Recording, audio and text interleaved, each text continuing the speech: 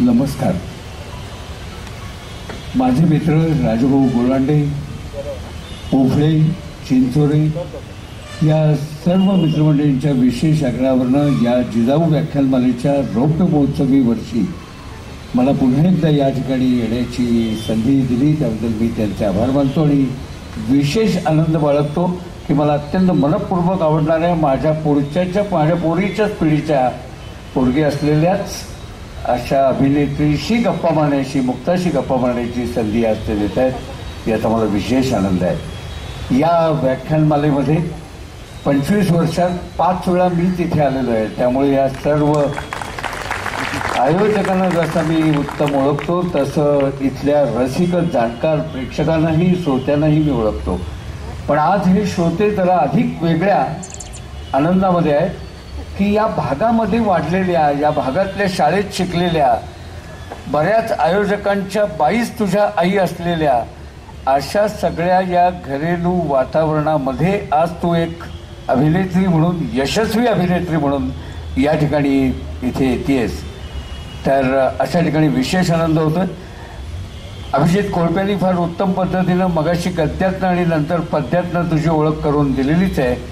Mohite madam काय, चौंदे madam काय, या सगळ्यांनी इथे उपस्थिती दर्शवून आपल्याला शुभेच्छा दिलेल्याच आहेत. तेव्हा या सगळ्यांचे, एवढ्या मोठ्या संख्येनं या ठिकाणी उपस्थित असलेल्या आपल्यासारख्या सर्व रसिकांचे मनापासून मी स्वागत करतो आणि गप्पांना आरंभ करतो.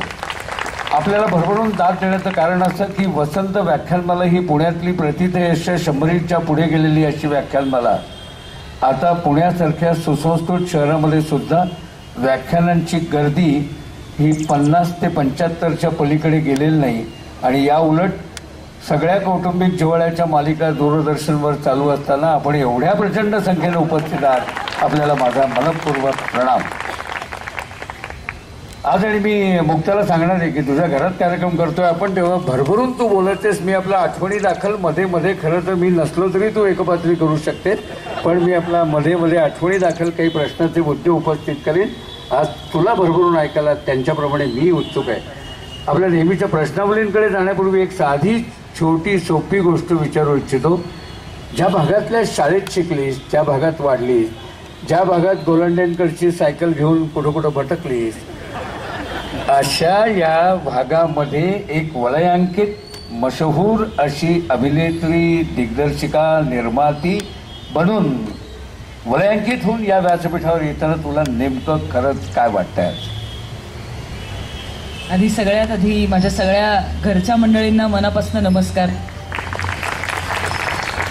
फॉर्मॅलिटी बाजूला ठेवा, असं सांगायची वेळच येणार नाही सुधीर काका, कारण जे तुम्ही आता म्हणालात वलयांकित वगैरे, तर ते रोज घरात जाताना जशा वलयाच्या चपला आपण बाहेर काढतो आणि मग घरात जातो, तसंच मला वाटतंय. गावात शिरता वलयाच्या चपला बाहेर निघाल्या आणि मी जुनी मुक्ता म्हणून आत शिरले. मी इतकी नॉस्टॅल्जिक झाले होते, तुम्ही विचारायच्या आधी मी आतनं गाडी आली आणि गांधी पेठेतनं वगैरे अशी गाडी येत होती. सगळं खूप बदललंय गेल्या 15, 16, 17 वर्षात, खूप बदललंय. पण जिथे माझी काय म्हणू पण छोटी छोटी पावलं जिथे फिरकत होती, कुठे गरब्यामध्ये, कुठे गणपतीमध्ये, राजूदादाच्याच गरबा असायचा तिकडे मी नाचायला जायचं, तर ते सगळे मला दिसत होते की लहानपणी जिथे मी उत्साहाने एक लहान मुलगी म्हणून, जेव्हा काहीही नव्हतं, काही ठरलं नव्हतं करिअर काय करायचं किंवा काय असणार आहे पुढे, तेव्हा मी मनसोक्त जिथे ज्या गावात भटकले, ज्या गावातल्या आठवणी ताज्या झाल्या. आणि त्याच्याही आधीच्या आठवणी म्हणजे माझ्या खूप लाडक्या बाई, जिथे मी बालवर्ग शिशुवर्गात असताना साईनाथ बालक मंदिरात होते, तर बेलसरेबाईच भेटल्या मला आत्ता. आणि त्या सगळ्याच्या पलीकडे जाऊन जेव्हा आपल्या बाई आपल्याला म्हणतात की अगं तू आहेस म्हणून आल्या मुक्ता, असं त्या खूप कौतुकाने म्हणाल्या, तर त्यांच्या डोळ्यातली कृतकृत्यता बघितली की असं वाटतं की अरे वा मजा की, म्हणजे असं याच्यापेक्षा काय असतं ना पावती. आई बाबा आलेत, माझे मामा मामी आले आहेत, माझ्या बिल्डिंगमध्ये राहायच्या त्या काकू आल्या आहेत, आणखीनही काही ओळखीचे चेहरे असतील जे कदाचित मला ओळखत असतील, आत्ता मला कळत नसेल पण त्यांना मी ओळखू येत असेल की अरे ती आठवते मला, म्हणजे अगदी एक दात पडला होता, इथे खिडकी होती वगैरे, ते पण मी आठवत असणार आहे बऱ्याच जणांना. किंवा ही अशी फिरायची, 2 चेंडे इथे घालायची, इथे कारंज होतं. तर या सगळ्या आठवणी इतक्या छान ताज्या झाल्यात, त्यामुळे वलयांकित अभिनेत्री वगैरे काही मला आत्ता कळतच नाही. मला असं मस्त वाटतंय, असे येत होते. मग मला काय कुठलं बघितलं मी, एक मेडिकल स्टोअर बघितलं ओळखीचं. म्हटलं अरे हे इथे आहे का, आपण इथे आलो का. मग मोरया गोसावी मंदिराची गल्ली आली, मग ते सगळे खाऊ भेळेची दुकानं दिसली, मग मला जत्रा आठवली, किंवा पाणी भरलं की हत्तीला कळसाला पाणी लागलेलं बघायला तर सगळे आईबरोबर आमच्या बिल्डिंगमधली मुलं निघायची, ते मला आठवलं. त्यामुळे मला असं वाटतं की अरे गावात आलंय, माझ्या गावात आलंय, मजा छान वाटतंय. त्यामुळे खूप भरून आलं, खूप छान वाटलं, मनापासून गप्पा मारता येतील असं वाटलं. कुठल्याही प्रकारचा अभिनिवेश घेण्याची काहीच गरज नाही, कारण मी चुकले तरी सगळी माझीच माणसं आहेत. आणि मी जेव्हा खूप जास्त चुका करायचं वय होतं तेव्हा मी याच गावात वाढत होते, त्यामुळे मी किती चुकू शकते सगळ्यांनी बघितलंय. त्यामुळे आज काय मजाच मजा आहे. वा. आई विजयाताई बर्वे या विद्यार्थी प्रिय शिक्षिका, मला वाटतं 17-18 नाटकं लिहिलेल्या, दिग्दर्शिलेल्या, समाजातल्या मुलं समस्यांवर लिहिणाऱ्या अशा लेखिका, सतार वाजवणाऱ्या अशा बहुगुणी आईमुळेच कलेच्या प्रांतात यावंसं वाटलं का? हो, आई तर मुख्य कारण आहेच. आमच्या घरात वातावरणच आईबाबांनी पोषक ठेवलं होतं. म्हणजे बेलसरेबाई आईला म्हणायच्या की तुम्ही मुक्ताचे पाय पाळण्यात ओळखले, असं त्या एकमेकींना भेटल्या की नेहमी म्हणतात. कारण एक त्यांचा दोघी भेटतात तेव्हा एक किस्सा मला दोघींनी सांगितला होता की काहीतरी फॅन्सी ड्रेस स्पर्धा होती आणि आईने काहीतरी तयारी करून घेतली होती माझी, आणि सांगितलं होतं की सांगायचं नाही शाळेत काय करायचं कारण स्पर्धा आहे. आणि मग बाई विचारायचे की काय करणार आहेस, तर नाही अजून आमचं ठरायचं असं काहीतरी मी सांगायचे. आणि मग शेवटच्या दिवशी काहीतरी फॅन्सी ड्रेस स्पर्धा, काहीतरी वासुदेव किंवा बेकमन ब्रेड तेव्हा मिळायचा, तर त्याची टोपी वगैरे. तर होतं असं की एक स्पर्धा किंवा एक कलाकृती, एक नाटक किंवा काहीही असेल तर अख्खं घर कामाला लागायचं. म्हणजे बाबांचाही तितकाच सहभाग असायचा. माझा मोठा भाऊ आहे जो लहानपणी अभिनय करायचा, आता तो नंतर कमर्शियल आर्टिस्ट झाला. त्यांनी मला वाटतं 3 सिनेमात कामं केली, एका हिंदी सिरियलमध्ये काम केलं. तर तो जेव्हा काम करत होता तेव्हा वाटायचं नाही की मी अशा वाटेने मी जाणार आहे पुढे, कारण मी फक्त तेव्हा एक आगाऊ खोडकर धाकटी बहीण याच भूमिकेत मी फिरायचे त्याच्याबरोबर. आणि माझे प्रचंड लाड घरात अजूनही होतात, तेव्हाही व्हायचे. दादाची पण मी खूप लाडकी आहे, त्यामुळे शेंडेफळ आणि लाडकं आणि काही करत नाही तरी ओके आहे असं सगळं होतं. तर त्यामुळे तर ते मुद्दा असा की अख्खं घर त्यासाठी कामाला लागायचं. त्यामुळे आई स्रोत आहेच. बाबाही तितकेच ऍक्टिव्ह आहेत. इन जनरल घरात चांगलं वाचन जे अजून टिकवलंय आई बाबांवरनं विचारतो. बाबा टेल्कोमध्ये इंजिनियर होते आणि तूच एकदा सांगितलं होतंस की ते वाचता वाचता वाक्य अधोरेखित करायचे. तर तुझ्या वाचनाची दिशा वसंत बाबांमुळे हो तशीच झाली आणि अजूनही त्यांच्यावरच आहे. म्हणजे माझं इंटरनेट आपल्याला आत्ता माहिती आहे, पण माझं इंटरनेट माझे बाबा आधीच होते. म्हणजे बाबा ते अमुक विषयी तुम्ही काही वाचलंय का, हा थांब ना तुला सांगतो असं म्हणून ते त्यांचं इंटरनेट स्वतःच्या डोक्यातलं सांगून मला ती गुगल सारखी माहिती द्यायचे. आता माझ्या फोनवर गुगल आहे आणि मी एक शब्द टाकला की त्याच्याविषयी मला माहिती मिळते. पण बाबांची ख्याती अशी होती की ते स्वतः एक गुगल होते त्यांचं की खूप वाचन आणि ते लक्षात राहणं. त्यामुळे गोष्टी अधोरेखित करायच्या. किंवा अजूनही मला ते सांगतात की हे बघ खूप वेळ झाला नाही तरी आजच्या या वर्तमानपत्रातला हा अग्रलेख मात्र वाचा, काहीतरी वाचण्यासारखं. सो ते अजून सुरू आहे. त्यामुळे घरात वातावरण होतं, अख्खंच घरच तसं व्हायलेलं होतं, त्यामुळे मजा यायची. इथे या सगळ्या इंटर कॉलेजेस इंटर स्कूलमध्ये भाग घेता तू या व्यावसायिक जगात येण्याचं नक्की कधी साधारण ठरवलंस? आळेकरांच्या स्कूलमध्ये दाखल झाल्यावर का त्याच्या आधीच? मला सांगायला अत्यंत नेहमीच छान वाटतं आणि जशी जशी मी मोठी होते त्याचा मला अभिमान वाटतो माझ्या पालकांचा की अशा क्षेत्रात मी यावं. हे माझा कल ओळखून त्यांनी मला सुचवलं. त्याचं ग्लॅमर किंवा त्यातलं यशस्वी होणं अयशस्वी होणं हा भागच तेव्हा नव्हता, किंवा फेमस होणं किंवा नाही हा पण मुद्दा नव्हता. कारण मी काम सुरू केलं तेव्हा टेलिव्हिजन पण एवढ्या मोठ्या प्रमाणात नव्हतं.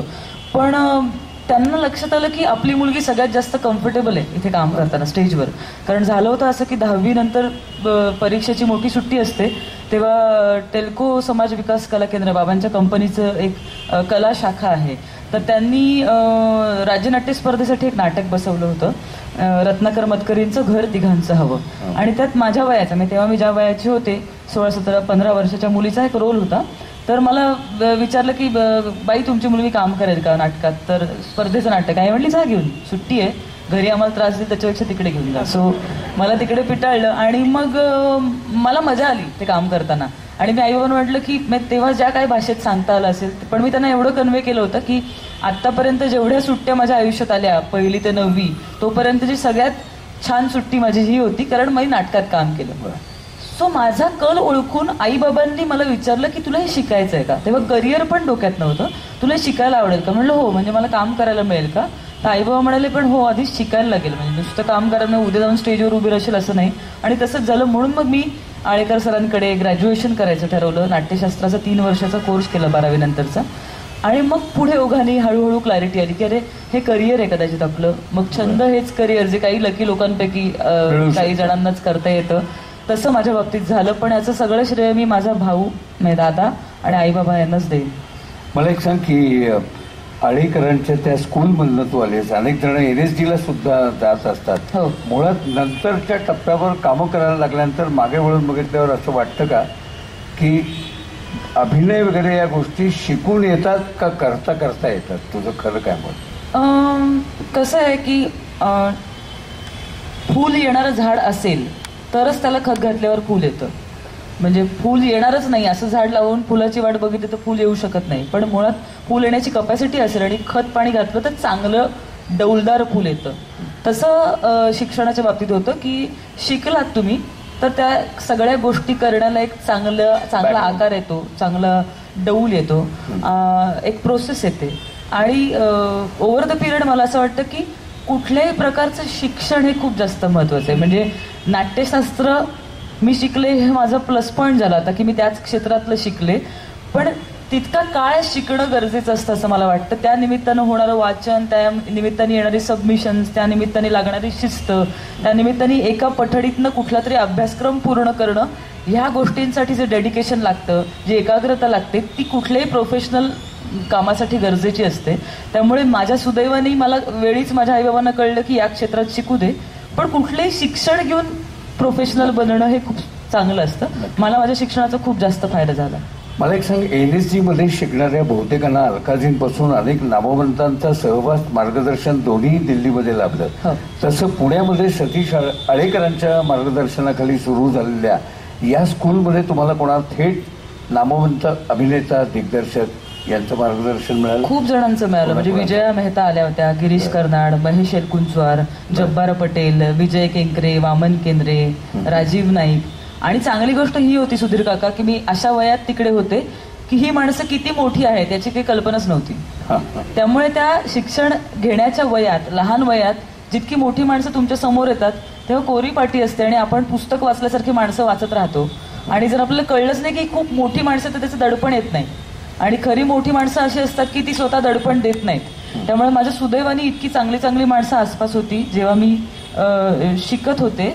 त्यामुळे खूप काही स्पंज सारखं घेतलं गेलं आतमध्ये आपोआप, सबकॉन्शियसली कॉन्शियसली असं सगळं म्हणू आपण. स्वतः आळेकर सर इतका मोठा लेखक आहे हे मला शिकत असताना माहिती नव्हतं, कारण ते आमचे दोस्त होते. आमच्यासाठी ही सगळी मंडळी आम्हाला मित्र म्हणून आमच्या समोर यायची, मैत्रीत खेळीमेळीत आम्हाला काहीतरी शिकवून जायची. आणि ते जे म्हणायची त्याचा अर्थ आता एक 10-12 वर्षांनी लागतो की हो बापरे, ते तेव्हा असं सांगितलं होतं विजयाबाईंनी. त्यामुळे ही मस्त माणसं त्या छान वयात माझ्या आसपास होती. त्याचा उपयोग झाला. मला एक सांग, मला आईनीच तुझ्या सांगितलं होतं की आळेकरांच्या स्कूलमध्ये शेवटचा पेपर दिल्यानंतर का शेवटचा दिवस झाल्यानंतर दुसऱ्या दिवशी तू मुंबईला या व्यवसायाच्या जगामध्ये गेलीस ताबडतोब. तर म्हणजे तुला त्या सगळ्या क्षेत्रांनी झपाटलेलं होतं, तिकडे जायचं मनामध्ये होतं. मला एक सांग, पण प्रत्यक्ष तुला काम मिळेपर्यंत जो स्ट्रगल पिरियड असतो, स्कूल ते प्रत्यक्ष काम मिळणे, त्या स्ट्रगल पिरियडमध्ये मुंबईमध्ये तू नेमकं काय केलं? सुदैवाने झालं असं की पहिलं काम मिळायला फार वेळ नाही लागला मला. पण मग प्रत्येक कामाच्या मध्ये मध्ये खूप मोठ्या गॅप येतात, अजूनही येतात. म्हणजे जेव्हा आता माझं हे वर्ष जे गेलं ते सतत पुरस्कारांचं वर्ष गेलं. 5-6 पुरस्कार मिळाले या वर्षी मला माझ्या डबल सीटच्या भूमिकेसाठी मिळाले. पण हे वर्ष ॲक्च्युअल वर्ष म्हणाल तर मी खूप जास्त काम करत नव्हते, कारण माझ्या ज्या कामासाठी मला पुरस्कार मिळत होते मी ती कामं 2 वर्षापूर्वी केली होती. त्यामुळे आत्ता जो काळ होता जेव्हा मी पुरस्कार समारंभात जाऊन फक्त पुरस्कार घेत होते तेव्हा फक्त माझ्या नाटकाचे प्रयोग चालले होते. पण या सगळ्या काळात मी शिकले एकच, आणि ते कोणामुळे शिकले हेही मी सांगेन. पण जो 2 कामांच्या मधला विश्रांतीचा पिरियड असतो तो सगळ्यात हेल्दी घालवणं खूप गरजेचं असतं. तेव्हा तुमची मानसिक वैचारिक हेल्थ जपायची असते, चांगल्या गोष्टी बघायच्या असतात, चांगल्या गोष्टी वाचायच्या असतात, चांगल्या मित्रमैत्रिणींबरोबर, चांगल्या माणसांबरोबर वेळ घालवायचा असतो, चांगल्या लोकांना ऐकायचं असतं. हे सगळं जेव्हा तुम्ही विश्रांतीच्या काळात करता तेव्हा तुम्ही परत काम करायला उभे राहता, तेव्हा खूप चांगला माणूस म्हणून टवटवीत होऊन आणि फ्रेश मनाने तुम्ही रिव्हिजिट करता काही गोष्टींना. हा तुमचाही अनुभव असणार. अर्थात तुम्ही असा विश्रांतीचा काळ अनुभवला नसणारच याची मला खात्री आहे. कारण कुठच्याही प्रकारची व्याख्यानमाला तुम्ही म्हणलात 5 वेळा, मला कमीच वाटलं. कारण तुम्ही आला नाहीत या रंगमंचावर, तर हा रंगमंच मान्यता प्राप्तच नाही असं आम्ही म्हणू. सो शिक्का असतो तो तुम्ही असलं. पण तर मला असं वाटतं की पहिलं एक नाटक सुरू झालं, त्याचे काही प्रयोग झाले, त्यानंतर ब्रेक झाला.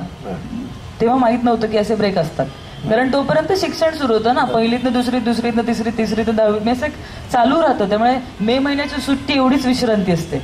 आता प्रश्न असा होता की आता सक्तीची विश्रांती 2 कामांच्या मध्ये. कारण कोणाला तरी वाटलं पाहिजे या मुलीला घ्यायला पाहिजे, कुठल्या तरी निर्मात्याला वाटलं पाहिजे की या प्रोजेक्टमध्ये पैसा घातला पाहिजे, तेव्हा मला कोणीतरी काम देणार. हे सगळं परावलंबी क्षेत्र आहे नटांसाठी तरी नक्कीच. आणि मग सक्तीची सुट्टी सुरू झाली. आणि मग तेव्हा मी मगाशी उल्लेख केला तसं की मी ज्या काही छान चांगल्या सहकलाकारांबरोबर कामं केली, त्यांनी मला या क्षेत्रात कसं छान स्वतःला वाढवायचं, म्हणजे लहानाचं मोठं करायचं हे शिकवलं. त्यामध्ये सगळ्यात मोठा सहभाग नीनाताईचा होता, नीना कुलकर्णी. त्यांच्याबरोबर माझं आयुष्यातलं दुसरं नाटक केलं, देहभान नावाचं कमर्शियल नाटक. तर नीनाताई बरोबर दौरे करत असताना किंवा संजय मोननबरोबर दौरे करत असताना ती मंडळी वेगवेगळं काय काय करायची. नीनाताई तेव्हा आर्टिकल्स लिहायची लोकसत्तासाठी. मग ती आर्टिकल्स लिहायची, मग आम्ही वाचायचो, आम्ही योगासनं करायचो. आम्ही दौऱ्याला जर बाहेरगावी गेलो, दौऱ्याला बाहेर जातो तेव्हा काय होतं की 12-12 तासाचा प्रवास करून जायचं आणि 3 तासाचा प्रयोग करून परत 12 तासांचा प्रवास करून परत यायचं. अशा पद्धतीने खूप जास्त वेळ आपण देतो कामापेक्षा. तर तेव्हा मग काय करायचं, मग कुठेतरी बाहेर गेलात की तिकडच्या आसपासच्या गोष्टी बघायच्या, काही महत्वाच्या असतील तर काहीतरी ज्ञान वाढवत राहायचं, मेंदूला खाद्य द्यायचं. सो अशा पद्धतीने हेल्दी काळ घालवायचा आणि स्वतःला ग्रूम करायचं. ह्या गोष्टी मी शिकत गेले या माझ्या. नीनाताईप्रमाणे आणि कोण संजय मोनेकडनं काय नेमकं शिकायला? संजय काकाकडनं त्याला माहिती प्रचंड आहे. जसं विनय सरांच्या बाबतीत होतं की ठाम माहिती, ठाम मतं. किंवा संजय मोने नाही, संजय काकाचा ह्युमर म्हणजे स्वभावातला प्रत्येक गोष्टीतनं काहीतरी गंमतच दिसायची त्याला, म्हणजे दिसते अजूनही. पण किंवा खूप आता आपण शहरांमध्ये राहतो त्यामुळे आपल्याला माहित नाही, पण चंद्रपूर सारख्या गावात जेव्हा जाऊन प्रयोग करायचा असतो तेव्हा शाळेच्या एका उघड्या ओपन एअर थिएटरमध्ये तुम्ही प्रयोग करता, प्रेक्षक बसलेले असतात, अचानक पाऊस पडायला लागतो, प्रेक्षक तिकिटाबरोबर वाटलेलं पॅम्पलेट असतं त्याचं डोक्यावर धरतात आणि बसून राहतात प्रयोग बघत. आणि आपणही त्या पद्धतीने प्रयोग करत राहतो. कारण आपल्याला वाटतं की अरे प्रेक्षक जर बसले तर मला काय प्रॉब्लेम आहे, म्हणजे मी तर करायलाच पाहिजे, कारण ते त्यांचा एवढा वेळ काढून जर आले आहेत आणि मी फक्त प्रयोगासाठी एवढा प्रवास करून आले. तर ह्या गोष्टी त्यांनी छान बघायला शिकवल्या, जशा विनय सरांनी शिकवले. जसं पहिल्या नाटकात रसिका आणि सुप्रिया मतकरी होत्या, त्या माझ्या जिव्हाळ्याच्या मैत्रिणी. त्यांनी मला शिकवलं की काय करायला पाहिजे, कसं हेल्दी राहायला पाहिजे, कसं मस्त. कारण पहिला दौरा, पहिलं हे की असं असतं का, म्हणजे सगळंच नवं होतं ना. नवीन जागी जायचं, नवीन सेटल व्हायचं, पुन्हा नवीन हॉटेलच्या रूम्स असतात, मग तिकडे खाण्यापिण्याचे हाल होतात. मग रात्रीचा प्रयोग जेव्हा करतो आम्ही 9:30चा प्रयोग बाहेरगावी 10-10:30ला सुरू होतो, त्यानंतर तो 3 तास रंगतो, त्यानंतर आपण जेवायला बसतो. पण हे जेवण करत असताना कोणीतरी जेवण वाढणारं एक असतं, ते अत्यंत उत्साहाने त्यावेळेस म्हणजे रात्री 2-2:30 वाजता गरम गरम पोळ्या, आणि आमच्याकडच्या पाटवड्या फेमस आहेत असं म्हणणारे कोणतरी काकू असतात. मग त्या काकूला बघून एनर्जी मिळते की अरे ह्या जर मला सांगलीत आता गरम गरम पाटवड्या खायला घालताय तर मी किती एनर्जेटिक असलं पाहिजे. पण हे सगळं बघण्यासाठी कोणीतरी दृष्टी द्यायला लागते. हे सगळ्या माझ्या मोठ्या मित्रांनी आणि सहकलाकारांनी मला वेळोवेळी दिली. वा वा वा.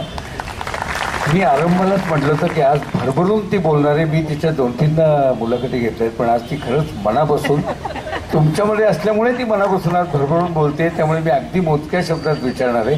एक गोष्ट या स्ट्रगल पिरियडमधली विचारतो की जसं या वेगवेगळ्या माणसांनी सुरुवातीला वागावं कसं, बघावं काय, हे सगळं शिकवलं. या काळामध्ये झपाटून पाहिलेले नाटक, सिनेमा, माझ्या माहितीप्रमाणे तू तमाशे सुद्धा पाहिले? हो हो, खूपच. म्हणजे काय सांगू, मला ना फॅसिनेशन याच गोष्टीचं आहे की प्रेक्षक असतात, एक पडदा असतो आणि त्याच्या मागे एक जादुई जग असतं. तो पडदा उघडतो आणि ती जादू सुरू होते, आणि मग स्टेजवर घडणारी प्रत्येक गोष्ट मला जादू वाटते. म्हणजे जादूचा प्रयोग तर जादू असतेच, पण मग नाचाचे कार्यक्रम असतील, ऑर्केस्ट्रा असेल, नाटक असेल, वेगळ्या भाषांमधली नाटकं असतील, एकांकिका असतील, पण तो रंगमंच एक एनर्जी तयार करतो. आणि थिएटरमध्ये असं असतं जसं की आज आहे की सगळे माणसं स्वतःहून आली आहेत, स्वतःच्या मनाने स्वेच्छेने आलेली माणसं जी खूप पॉझिटिव्ह एनर्जी घेऊन आलेली असतात आपल्यापर्यंत. तर मला असं वाटत असतं की हा पडदा उघडा पटकन आणि ती पॉझिटिव्ह एनर्जीची आत येऊ दे. त्यामुळे मी बरेचदा प्रेक्षक म्हणून पण हे सगळं अनुभवलंय आणि मला स्वतःला खूप अजूनही मजा येते. मी अजूनही एकांकिका स्पर्धांना पण गुपचूप जाऊन बसते मागे, कारण कॉलेजच्या काळात जी एनर्जी बघायला मिळते ती नंतर खूप साठवून वापरली जाते असं मला वाटतं. माझा स्वतःचा अनुभव तरी असा आहे की कॉलेजमध्ये ना असं जीव तोडून आणि हा आयुष्यातला शेवटचा आणि एकमेव प्रयोग असणार आहे अशा पद्धतीने आणि अशा एनर्जीने काम केलं जातं. तर यामुळे मी खूप कार्यक्रम बघते, अजूनही बघेन याच्याही पुढे, कारण कधी कधी काय करायचं हे कळतं, कधी कधी काय करू नये हे सुद्धा कळतं. तरीही एक्झॅक्टली झपाटून पाहिलेली काही नाटकं, चित्रपट, तमाशे, तमाशा कलावंत? नाटकं म्हणाल तर मी विनय आपटे सरांचं डॅडी आय लव्ह यू नावाचं नाटक बघितलं होतं.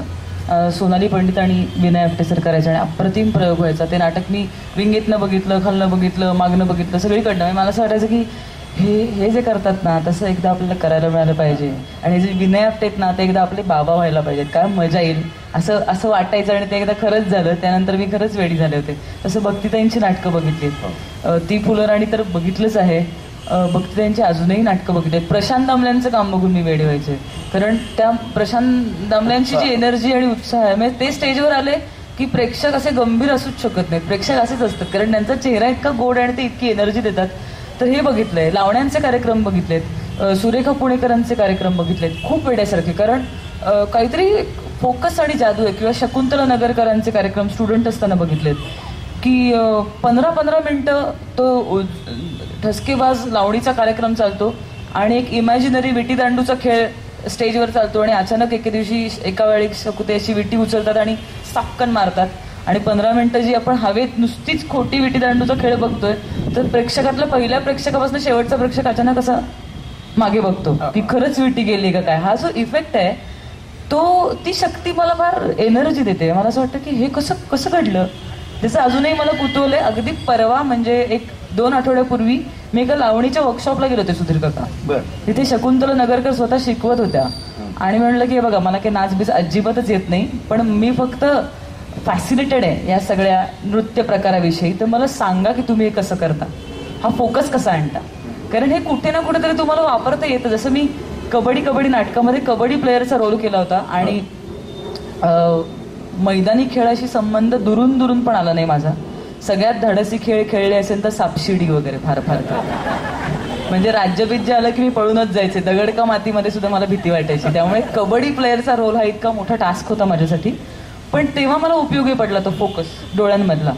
कारण मला असं वाटायचं की सिनेमा असता कबड्डी तर 2-3 शॉट्स दाखवले असते की मी खेळतीये मुलींबरोबर कबड्डी, एकीला पकडलं क्लोजमध्ये आणि झालं, मी कबड्डी प्लेअर सिद्ध झाले. पण थिएटर होतं, स्टेज होतं, ज्यात माती नव्हती, बाकीचे प्लेयर्स नव्हते, तर दाखवणार कसं मी कबड्डी प्लेअर आहे. मी खूप विचार केला की काय करू, मी काय करायला पाहिजे, मी कबड्डी प्लेअर कशी दिसेन, कारण स्पोर्ट्समॅनची एक बॉडी असते, ती पण माझी बॉडी लँग्वेज नाही, ती पॅशन खेळाविषयी नाही, नाटकाविषयी होती. आणि मग माझ्या लक्षात आलं की फोकस, जो मी कधीतरी पूर्वी बघितला होता लावणीमध्ये, की फोकस शार्प, की एखादी कबड्डी प्लेअर जी खूप डॅशिंग असते आणि जिची भीती असते आणि जिची हवा असते कबड्डीच्या भाषेत, की हवा तिची, की ती आली म्हणजे थरथर चळाचळा कापतात पोरी, ती आल्याच जो फोकस देते की ती अशी येते आणि सापकन बघते, तर सगळ्यांना वाटतं ताई आपल्याला घेऊन जाणार. 6 पोरी काढल्या तिने आता, असं कबड्डीच्या भाषेत आम्ही बोलायचो तेव्हा. तर तो फोकस मला मिळाला. हे असंच कुठल्या तरी काहीतरी बघितलेलं कुठेतरी वापरता यायचं म्हणून मी सगळ्या गोष्टी बघत राहायचं. तर लावणी बघण्याचा पण माझा अनुभव फारच छान होता. नुसता छान नव्हता, माझ्या माहितीप्रमाणे सुरेखा पुणेकरची मुक्ता फार उत्तम नक्कली करते. तुम्हाला आवडेल ना पाहायला? नक्कल हा म्हणजे त्यात त्यांची चेष्टा हा काही मुद्दा नाहीये. मला भयंकर आदर आहे त्या आर्ट फॉर्म विषयी, त्या सर्व तमाशा कलावंतांविषयी. पण एक त्यांची एक विशेष खूबी असते गाण्याची वगैरे, तर एक विशेष आवाज वापरतात जेव्हा त्या गाऊन नाचतात. तर मी एक छोटासा 1-2 ओळी तुम्हाला गाऊन दाखवते. झाल्या तिन्ही सांजा करून शिंगार साजा, झाल्या तिन्ही सांजा करून शिंगार साजा, वाट पाहते मी ग येणार साजनी माझा. मी पुन्हा एकदा थोडं मागे जातो. तेलकोच्या बेबी वगैरे नाटकांना मला वाटतं तू एकंदरीत तेलकोच्या आपण याच्यातनं कामं केलेली घर तिघांचं. त्या काळामध्ये ह्या सगळ्या ह्या अनुभव घेणं, हे निरीक्षण करणं, हे सगळं व्हायच्या आधी कामं करत असताना तू कितपत स्वतः स्टेजवर कम्फर्टेबल होतीस?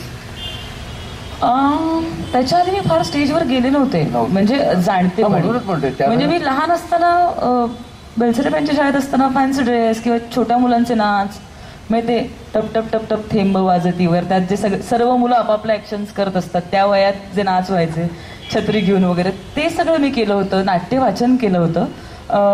त्याच्या आधी सगळ्यात पहिल्यांदा मी नाटकात काम केलं ते आईच्या नाटकात, खूप लहान असताना. त्याचं कारण खूप वेगळं होतं सुधीर काका. मी लहान म्हणजे किती 4 वर्षाची होते मी, आणि फार मित्रमैत्रिणी नव्हते मला माझ्या वयाचे. मी खेळ घरातल्या घरात, दादागिरी दादावर, बाहेर अत्यंत शांत, म्हणजे बाहेर किती शाणी आहे, मुक्त आहे, जे सगळं सर्व मुलांचं असतं तेच, की अगदी काही त्रास नाही हो तिचा, या पद्धतीची, आणि घरात अत्यंत दादाच्या डोक्यावर मिऱ्या वाटते वगैरे. तर मला माझ्या वयाचे फार मित्रमैत्रिणी नव्हते. तर यासाठी आईनी मे महिन्याच्या सुट्टीत एक नाटक बसवलं होतं, रुसू नका फुगू नका नावाचं. आणि त्यात माझ्याच बिल्डिंगमधली आणि माझ्या एरियातली सगळी लहान मुलं होती. सौरभ पण होता त्यामध्ये. आणि भित्रा, ससा आणि परीराणी असे 2 रोल मी त्यामध्ये केले होते. की परीराणी काहीतरी हट्टी असते आणि तिला शाप मिळतो, आणि तिचा भित्रा ससा होतो, असं काहीतरी मेसेज देणारं नाटक होतं. तर हट्ट करू नका लहान मुले. तर तेव्हा मी काम केलं होतं, पण तेव्हा मजेत केलं होतं, पण जाणतेपणी केलेलं नव्हतं. त्यामुळे असं काही सांगता येणार नाही की आधीचा अनुभव कसा होता. पहिला कळण्याचा अनुभव तोच अनुभव. मी म्हटलं कम्फर्टेबल होतीस का तू बिंदास? स्टेजवर मला मजा यायची. स्टेजवर मला मजा यायची. म्हणजे मला सोडलं स्टेजवर की मला मजा यायची. नाच वगैरे बसवले होते लहानपणी, तेव्हा मजा यायची. पण आणखी कळण्याची मजा नंतरच कळली. आता तुझ्या बोलण्यामध्ये मागे एकदा असं आलं होतं की सुरुवातीला ही सगळी मोठ्यांची नाटकं बघत असताना सूर्य पाहिलेला माणूस काय किंवा रणांगण काय अशी नाटकं तू चक्क पाहता पाहता अभ्यासलेली आहे. हो. तर काय नेमकं त्या नाटकाने तुला? ते वय असं होतं ना सुधीर काका, की लिटमस सगळं शोषून घेऊन त्यात ते सगळं उतरतं. तसं होतं की कळत काहीच नसतं आपल्याला काय होतंय आतमध्ये, पण आपण इमोशनल होतो, अचानक फॅसिनेट होतो. तर रणांगण काय किंवा डॉक्टर लागून स्टेजवर बघणं काय, किंवा विनय सरांना बघणं काय, नीनाताईंना बघणं काय, म्हणजे ज्या नाटकात मी कामं करायचे ती पण मी बघायचे विंगेतनं. गिरीश ओक आणि नीनाताई मला नेहमी म्हणतात की आमचा पहिला प्रेक्षक मुक्त असायची, कारण रोल छोटासा, आणि मी सर्व अख्खच्या अख्खं नाटक पटपट कपडे बदलून मी विंगेत अशी येऊन बसायचं आणि अख्खं नाटक बघायचं मी रोज. आणि अख्खं नाटक मला माहिती होतं, आता कोणी आडलं तर मी लगेच सांगू शकेल. त्यामुळे हे म्हणजे समजून घेणं, किंवा हसवा फसवी पण बघितलं दिलीप काकांचं, की असा चमत्कार घडतोय आपल्या समोर आणि ही जादू काहीतरी आहे, एनर्जी, ते आपल्याला कधीतरी करता यायला पाहिजे असं वाटायचं नेहमी. बरं. अगदी वेगळ्या क्षेत्राकडे, सीता स्वयंवर मध्ये मला वाटतं तो कॉस्ट्युम असिस्टंट पण होती. हो हो. तर हे काय कुठे तुला आधी रंगरेषांचंही भान होतं? कशात कॉस्ट्युम्स आधी जबाबदारी म्हणून घेतली?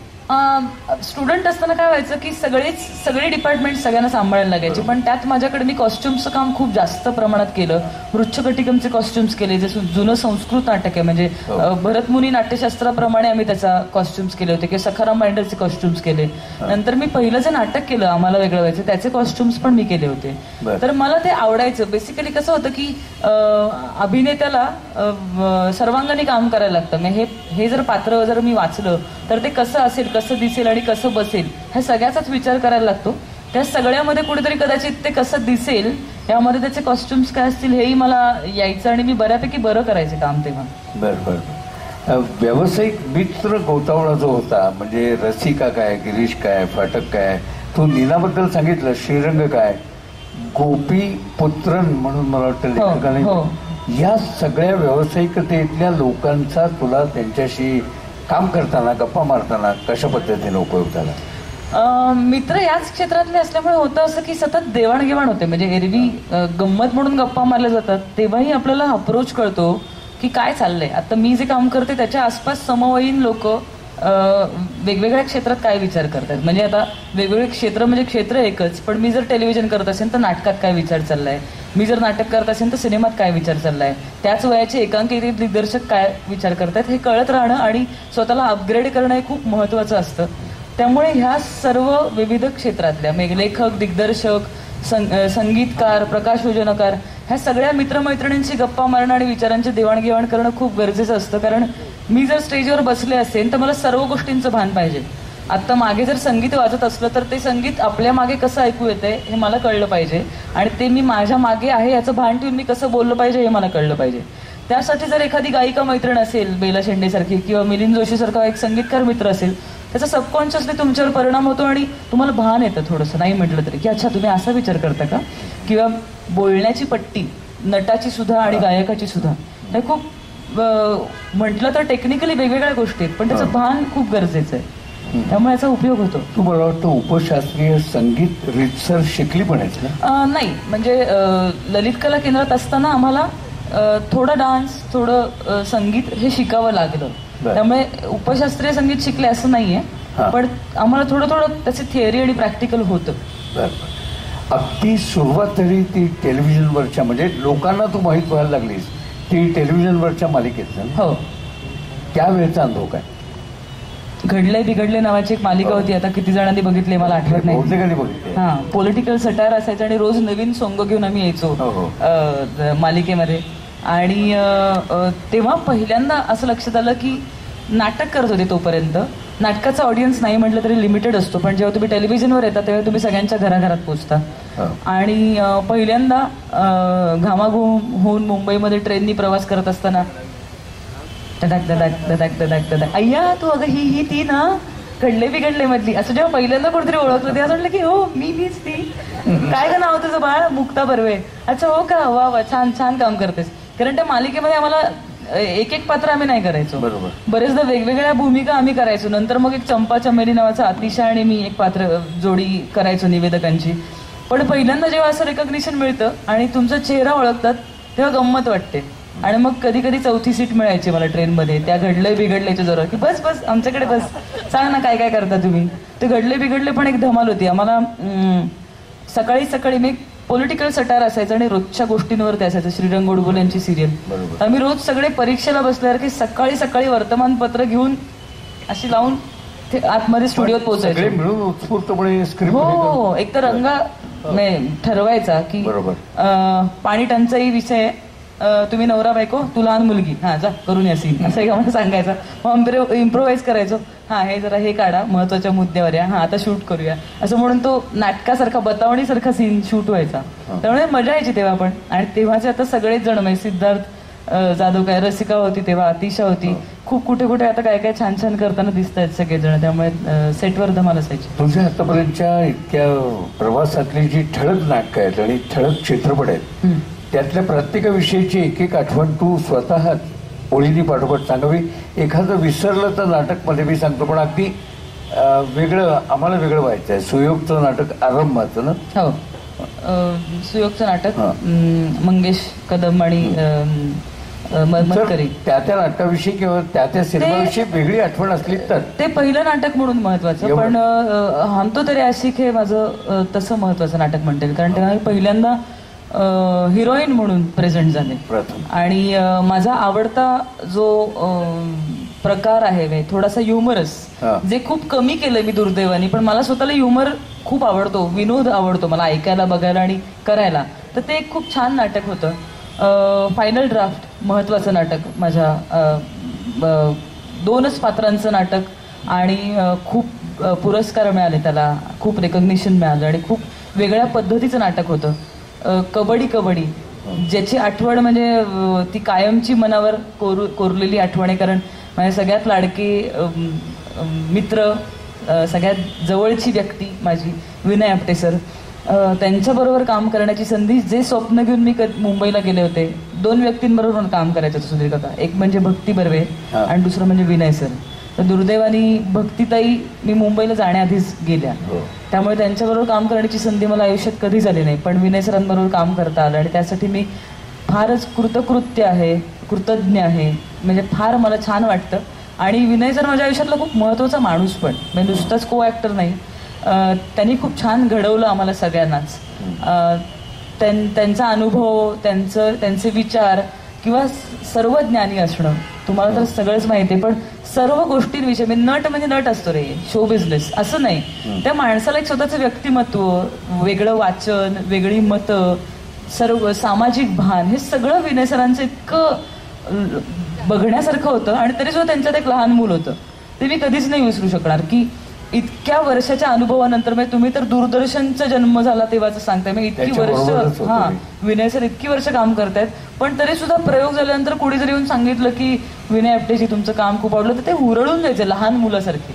आणि मला असं वाटतं की ही एनर्जीच तुम्हाला कायम चांगलं काम करायला उत्स्फूर्तपणे भाग पाडते, की तुम्हाला वाटलं पाहिजे काहीतरी कौतुक झाल्याचं. तर विनय सरांबरोबर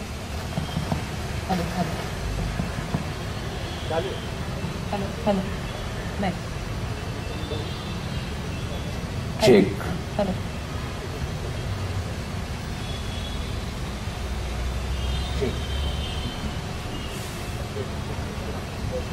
तर विनय सरांना मी नाही विसरू शकणार. आणि मग पुढची सगळी महत्वाची नाटकं म्हणजे ज्यात मी निर्माती झाले.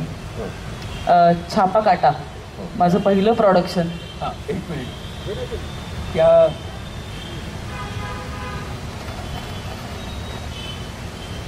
त्या निर्मिती केलेल्या नाटकांबद्दल बोलायला सुरुवात करण्यापूर्वी मुळामध्ये जरा तू नाव मिळवायला लागलेली अभिनेत्री, स्थिरावायला लागलेली अभिनेत्री, एकदम निर्माता होण्याचा धोका तू कसं काय स्वीकारलास? पॅशन मनापासून, पॅशन म्हणून, म्हणजे वेडेपणा म्हणून. आणि वेडेपणा करताना सुदैवानी चांगली माणसं बरोबर होती म्हणून.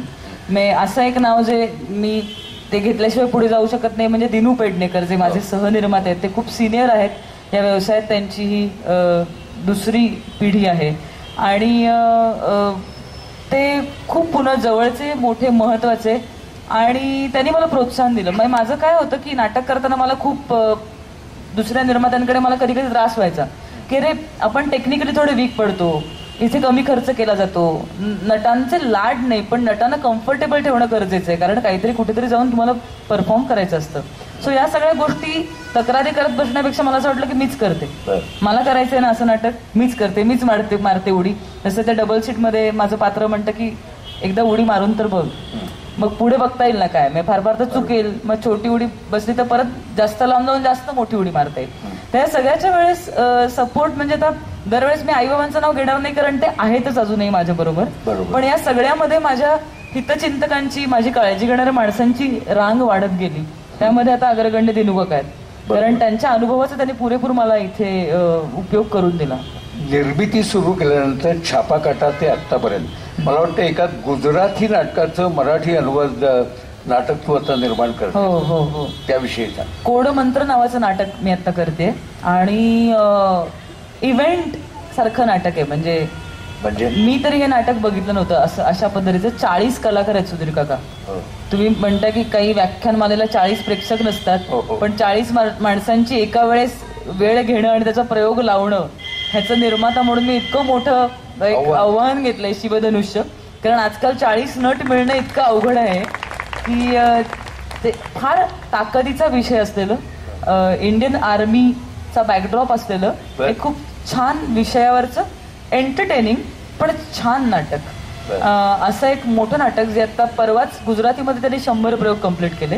त्याचं मराठीमध्ये जूनच्या दुसऱ्या पंधरवड्यामध्ये त्याचे प्रयोग सुरू होतील मराठीत. मी कामही करते आणि मी निर्माती पण आहे. बर, छापा काटा ते हे नवं नाटक, या मधली जी निर्माण केलेली नाटकं आहेत त्याबद्दल एक एक छोटी गोष्ट. छापा काटा केलं, मग लव्हबर्ड्स नावाचा सस्पेन्स थ्रिलर केला, त्यानंतर रंग नवा नावाचा एक कवितांचा कार्यक्रम केला. त्याविषयी मी खूप अभिमानाने सांगते सगळ्यांना, कारण कविता आणि कवितांचा कार्यक्रम हे आता इतकं म्हणजे रेअर आणि दुर्मिळ गोष्ट होत चालली आहे की मला नेहमी असं वाटतं की मी काही फार मोठी वाचक वगैरे नाहीये, पण मला हे वाचायला हवं, वाचन चांगलं असतं, हे सांगणारं माझ्या घरात कोणीतरी होतं.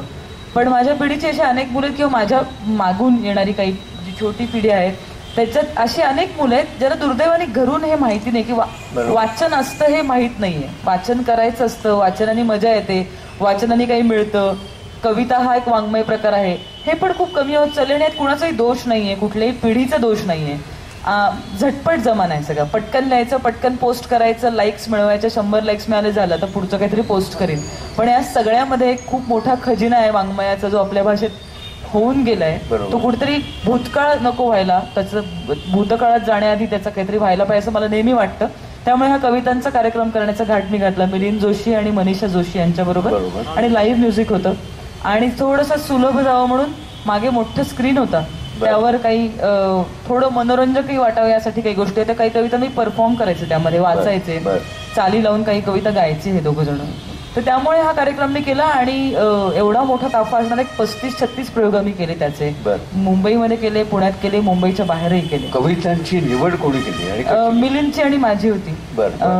आणि कॉन्सेप्ट अशी होती की नोन कवींच्या अननोन कविता. आपल्याला माहिती असतं की प्रेम करावं भिरल्यासारखं, तेच माहिती असतं, किंवा सर पाठ असतात. हा, तर ह्या सगळ्या कवींच्या पण माहीत नसलेल्या कविता, अनवट कविता. आणि तू उत्तम पद्धतीनं कविता प्रेझेंट करायचीस, तर तुला आवडलेल्या कवीची आवडलेली कविता ऐकव. एखादी ऐकवेल, मला थोडासा रिकॉल मी थोडा वेळ लागेल, आपण बोलत राहू, मला तोपर्यंत सुचलं तरी मी नक्कीच. हो, तुझ्या सिनेमांमधल्या मुंबई पुणे मुंबई याची चर्चा सर्वाधिक झाली. मुंबई पुणे मुंबई या सिनेमाच्या निर्मितीचा सगळा प्रवास त्याविषयी आणि स्वप्नीलविषयी.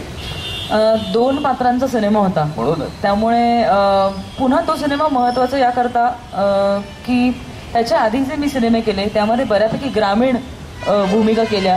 त्याच्या आधी जोगवा नावाचा एक खूप मोठा सिनेमा येऊन गेला, माझ्या नशिबाने राष्ट्रीय पुरस्कार मिळाला त्या सिनेमाला. मी जोगवाकडे येतोच आहे, पण मुंबई पुणे शहरी मुलीची प्रॉमिनंट करिअर ओरिएंटेड एक चांगल्या मुलीची भूमिका आणि 2 पात्रांच्या सिनेमातली हिरोईन असा जो एक टप्पा गाठायचा असतो. म्हणजे मी कधीच सुधीर का तुम्हाला सांगते, मी हिरोईन व्हायला कधीच गेले नव्हते. मला अभिनय करायचा होता कायम, हिरोईन मी होत गेले. मग यात खूप सूक्ष्म रेषा आहे अभिनेत्री आणि हिरोईन यामध्ये. तर मला नेहमीच अभिनेत्री व्हायचं होतं, पण आता मी अभिनय करणारी हिरोईन झाले माझ्या नशिबाने. तर हिरोईन होण्याकरता वेगळ्या लोकांना त्यासाठी खूप एफर्ट घ्यायला लागतो. त्यामध्ये मी नेहमी आवर्जून नावं घेते. नाटकासाठी संजय मोन आणि चंदू लोकरे, आणि सिनेमासाठी राजीव पाटील आणि सतीश राजवाडे.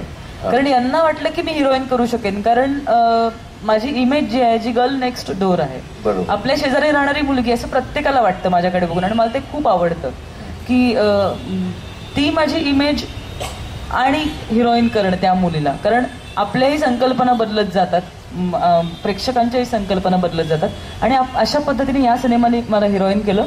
पण तुम्हाला सांगते की तो सिनेमा मुंबई पुणे मुंबई भाग 1 सिनेमा 2 पात्रांचा आणि एका दिवसाची गोष्ट अख्खी पुण्यातली. पण तो सिनेमा आम्ही 40 दिवस शूट करत होतो. आणि सगळ्यात अवघड टास्क असा होता त्यातला की 40 दिवस एकाच दिवसाचं सगळं म्हणजे गाल वर खाली नाही, डास चावला तर आम्ही थांबायचो की आता गालावर एका मिनिटात बदलू नाही ना शकत. गालावर जर असं लाल काही आलं असेल तर आम्ही बर्फ लावून थांबायचो की आता हा सिनेमा हा शॉट घेऊ नाही शकत, कारण एका दिवसात एक माणूस एवढा नाही बदलू शकत. तर आम्ही गंमत म्हणून सांगतो, आम्ही पुण्यात शूट करत होतो लोकमान्य नगरला. तर 5 दिवस एक सिक्वेन्स तिकडे चालला होता आणि त्या सिनेमात तुम्ही बघितलं असेल तर अख्खा एका दिवसाची गोष्ट असल्यामुळे एकच कपडे घालून आम्ही फिरायचो. तर 3 दिवसाचं शूटिंग झाल्यानंतर एक पुणेकर आजोबा फिरायला पडले असताना 4थ्या दिवशी माझ्या आणि स्वप्नील जवळ आले आणि म्हणाले की काय सिनेमाचं बजेट वगैरे फार नाहीये का? तर आम्ही म्हटलं नाही, येऊ का, काय झालं? नाही, 4 दिवस झाले बघतोय, तुम्ही दोघं एकाच कपड्यात दिसताय. तर आम्ही म्हटलं की हो नाही काका, तो एका दिवसाचा सिनेमा आहे. पण ते तेव्हा त्यांना कळलं नसेल, तो सिनेमा रिलीज झाल्यावर कळलं असेल, पण साहजिक होतं. पण त्या ड्रेसचे आम्ही 4-4 सेट्स केले होते, त्यामुळे काळजी करू नका. 40 दिवस आम्ही कपडे वेगवेगळे वापरायचो पण सेम डिझाईनचे वापरायचो. तर तो एक टास्क होता आणि आमच्या सगळ्या टीमसाठी होता. मी अतुल शिधे जो पुण्यातलाच आहे आपला मेकअप मन, 40 दिवस एका पद्धतीने मेकअप करणं हे खूप अवघड आहे. लायनरची लाईन सुद्धा इकडे तिकडे झाली तर सिनेमा इतका म्हणजे तुम्हाला पकडतो की आपण असतो त्याच्या 40 पट दिसतं सिनेमाच्या स्क्रीनवर. त्यामुळे लायनरची लाईन जरी बदलली ना तरी कळू शकतं की काय चुकलंय आणि कुणालाही कळू शकतं. त्यामुळे डबिंगचे दिवस आम्ही 60 दिवस डबिंग केली 40 दिवसाच्या शूटिंगला. कारण एका दिवसात एका माणसाचा आवाज खूप नाही बदलत अनलेस तुमचा घसाच बसला संध्याकाळी तर. पण तसं काही सिनेमात नव्हतं. त्यामुळे तो एक सिनेमा अविस्मरणीय होता आमच्यासाठी. आणि त्यामुळे स्वप्नील आणि मी ही जोडी हा. तर स्वप्नील विषयी काय सांगू म्हणजे खूपच स्वभावाची काय खासियत त्याच्या. स्वप्नील इतक्या वेळ काम केल्यानंतर एक छटा कळत असतात. हो म्हणजे आम्ही चांगले मित्र वगैरे तर आहोतच पण स्वप्नीलमुळे मला मिळालेला एक गुण म्हणजे खवय्यगिरी. तो इतका खवय्य आहे मुलगा आणि तोपर्यंत मी वेळ झाली की खायचे असं माझं होतं. पण आज ना आपण जरा हे खाऊन बघूया, अरे पुण्यात आलो ना जरा ते मागवा, हे जे आहे ना ते माझं स्वप्नीलमुळे डेव्हलप झालं आणि सुरू झालं आणि मग ते झालंच. मग नंतर व्यायाम वाढवायला लागला मला इतकं ते झालं. पण आम्ही एकमेकांना लाडानी खिका असं म्हणतो. तर पुण्यामध्ये डेक्कनची जी खिचडी काकडी आहे अप्पाची, हा तर आम्हाला दोघांनाही साबुदाण्याची खिचडी खूप आवडते आणि त्याच्याबरोबरची खमंग काकडी खूप आवडते. अप्पा तिथनं बंद होऊन समोर गेलो. हो तर आम्हाला कळलं तर आम्ही पुढच्या प्रमोशनसाठी जेव्हा गेलो तेव्हा त्या जुन्या स्टॉलच्या बाहेर जाऊन आम्ही उभे राहिलो होतो 1-2 मिनिटं आपले इमोशन्स तिकडे दाखवायला. कारण आम्ही सकाळी तयार व्हायचो, सकाळी शूटिंग सुरू व्हायचं, आम्ही पटकन मेकअप करून आधी खिचडी काकडी खायला जायचो आणि तिकडनं आमचा दोघांचा दिवस सुरू व्हायचा. तर नावच एकमेकांचं खिका खिकी असं असल्यामुळे आम्ही खवय्यगिरीची आमची दोस्ती खूप जास्त आहे जी प्रेक्षकांना माहित नसते. पण आम्ही ऑनस्क्रीन क्लिक झालो कारण माणसं म्हणून आम्ही आवडलो. खूप छान मुलगा आहे, मनसोक्त जगणारा आणि खूप निर्मळ मुलगा आहे. आणि त्याने खूप जास्त काम केलं हिंदीमध्ये सुद्धा, स्पर्धा म्हणून, जज म्हणून. तर त्याला वृत्ती इतकी छान आहे सुधीर काका त्याची, देण्याची वृत्ती, मी अनुभव शेअर करत राहणं. आणि की असं तो सांगतो की नाही आता हे तुला हे इथपर्यंत तू हे करायला पाहिजेस, हे प्रोजेक्ट तू करायला पाहिजे, करू नकोस. तर आमच्या क्षेत्रामध्ये आधीच्या पिढीमध्ये हे नव्हतं कदाचित, पण आता मोकळेपणाने एकमेकांना अनुभव सांगणं. तर स्वप्नीलची माझी अशी मैत्री आहे. मग आम्ही बरीच प्रोजेक्ट्स केली, मग एक सिरियल केली, त्यानंतर अजून एक सिनेमा केला, मग आता पार्ट 2 केला, अजूनही एक करणार आहोत. जोगवा आणि उपेंद्र. जोगवाचा अनुभव असा की सिनेमाचं शूटिंग करायला आम्ही गडहिंग्लजला गेलो होतो, महाराष्ट्र कर्नाटक बॉर्डरवरचं गाव. आणि खरंच ही प्रथा जिथे फार मनापासून जोपासली जाते, जिथे हे विधी होतात, तिथे खरंच आम्हाला शूटिंगला नेलं होतं. आणि तोपर्यंत ना फक्त वाचलं होतं, डॉक्युमेंटरीज बघितल्या होत्या, चौंक हे काय अभ्यासासाठी वाचलं होतं, फोटोज बघितले होते. पण हे खरंच काय आहे हे कळण्याचा काही मार्ग नव्हता, जोगते जोगतेणींचं आयुष्य. आणि जेव्हा आम्ही शूटिंगला गेलो आणि तिकडे प्रत्यक्ष बघितलं तेव्हा आमच्या सगळ्यांचा एक अप्रोचच बदलला कामाप्रती. म्हणजे त्याचं काही आता मी हा रोल करते किंवा आता बघा कसं मी बॉडी लँग्वेज वापरते हे सगळं गळून गेलं.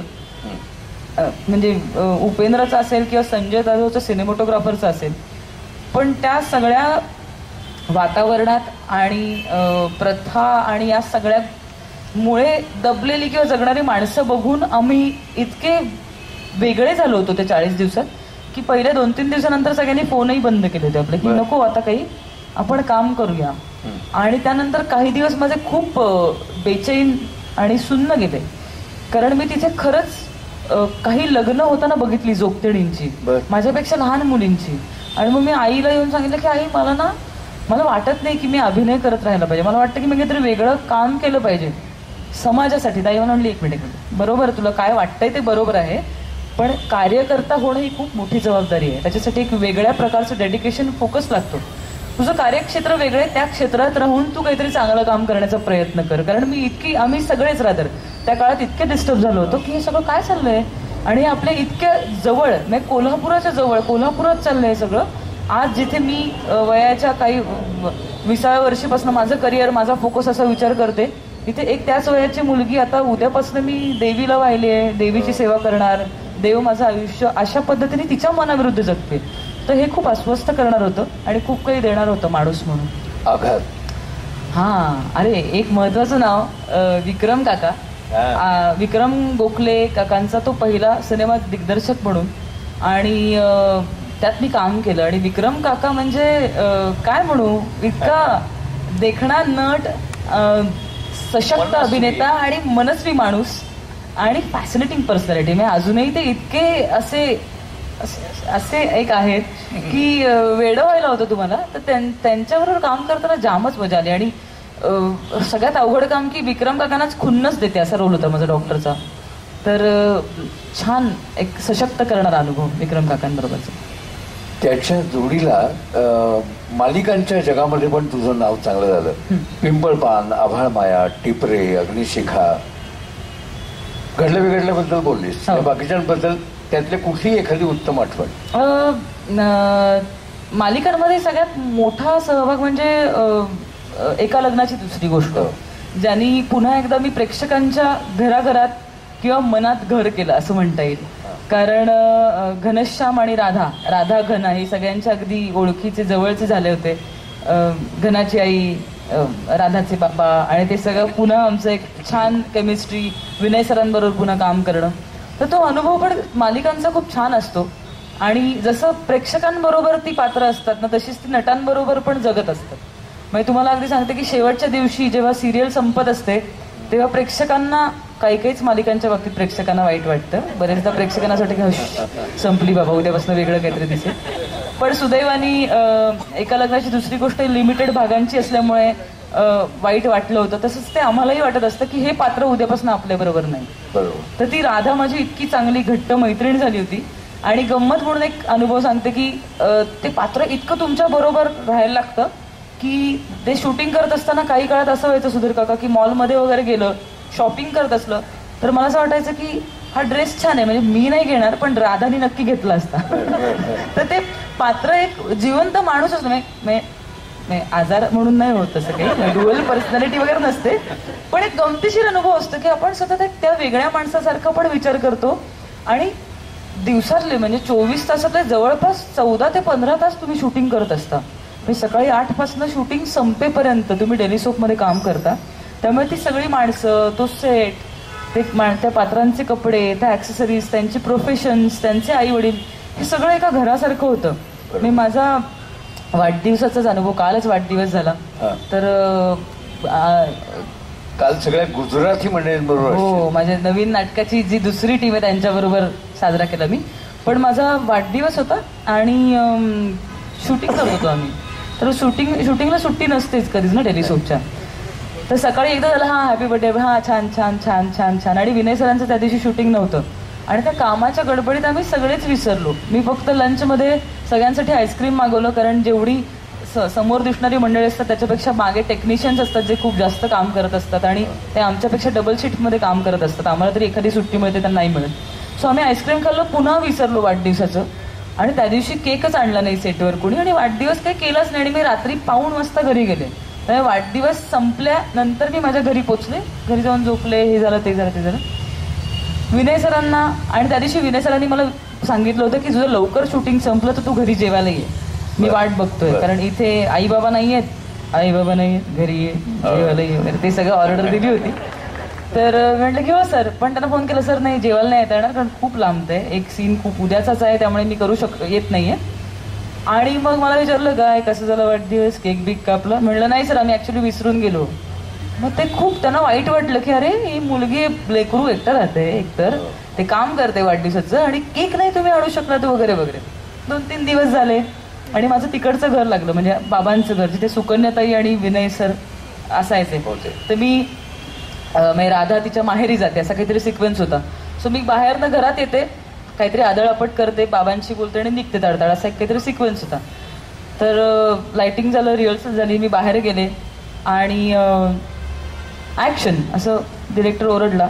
मी दार धाडकन उघडलं तर समोर अंधार आणि अचानक लाईट लागले आणि तिथे केक ठेवला होता आणि विनय सर आणि सुकन्याताई आणि सगळी मंडळी टाळ्या वाजवत होती आणि इकडे आता केक, माझ्या पोरीचा वाढदिवस तुम्ही केलं नाही, आज शूटिंग थांबून वाढदिवस वगैरे असं सगळं खूप कौतुकाने मग खूप मोठं सेलिब्रेशन झालं. तर अशा काही आठवणी, अशा काही प्रसंग तुम्ही विसरू नाही शकत. नक्कीच. तू स्वतःला ज्यांना आदर्श असे कलावंत म्हणतेस, असे नसीरुद्दीन काय, स्मिता पाटील काय, शबाना काय, मराठीतली रीमा सुद्धा, ते यांची बलस्थानं तुला काय जाणवतात? तू स्वतः, तू एक अभिनेत्री, उत्तम बलस्थानं असलेली, म्हणजे तुझं विनोदी काम हे लठ्ठ नसताना आणि काहीतरी वेडवाकडे अंगविक्षेप न करता तू उत्तम हसवलेलं आहेस. असं विनोदी हे सर्वात अवघड असतं, त्यातही तुझं बलस्थान आहे. तसे ह्या चौघांची बलस्थानं काय? प्रत्येकाचं बलस्थान वेगवेगळं सांगण्याऐवजी मला एकच वाटतं की जेव्हा जेव्हा एखाद्या अभिनेत्याचं काम आपल्याला आवडतं तेव्हा सगळ्यात मोठं बलस्थान असतं की तो कलावंत कलाकृतीपेक्षा मोठा होण्याचा प्रयत्न करत नाही. तेव्हा तो आपल्याला सगळ्यात जास्त आवडतो आणि तो शरण जातो. समोरच्या संहितेला, समोरच्या दिग्दर्शकाला, त्या भूमिकेला जेव्हा तो शरण जातो तेव्हा तो सगळ्यात जास्त आवडतो. त्यामुळे असं म्हटलं जातं की ते प्रत्येक ठिकाणी वेगवेगळे दिसतात. कारण म्हणजे अगदी साधी गोष्ट, जे माझ्याबरोबर काम करणारी जी माझी टीम आहे ती नेहमी माझ्याविषयी असं म्हणते की मी इंटरफेअर करत नाही कुठल्याच गोष्टीत, कारण प्रत्येकाला आपापलं काम माहिती असतं ना. आता जर मी जाऊन तिकडे त्याला सांगितलं की साऊंडचं जरा बेस वाढव रे वगैरे, तर हे माझं काम नाही ना.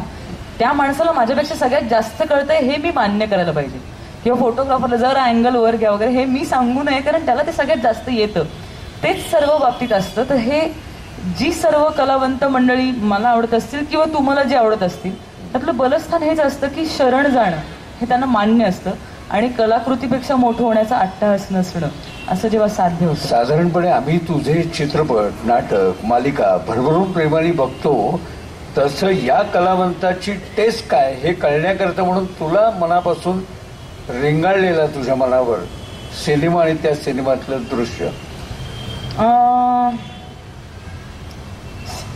एक नाही, खूप जास्त आहे, पण मला सिनेमापेक्षा नाटकातलं मी सांगेन. सांग ना. खूप लहानपणी मी आईबाबांबरोबर नाटक बघितलं ध्यानी मनी नावाचं, आणि नीना कुलकर्णी, नीना ताई त्यात काम करायची. आणि इंटरव्हल पॉइंटला असं कळतं की ज्या मुलाविषयी ती सतत बोलते तो मुलगा नाहीच आहे, असा एक तो सिक्वेन्स होता. आणि मी खूप लहान होते आणि मला तिची एवढी भीती वाटली होती तेव्हा की अरे बापरे, या बाई म्हणजे खूप लहान असल्यामुळे ह्या वेड्या बाई आहेत बहुतेक, काहीतरी वेगळंच बोलतायत.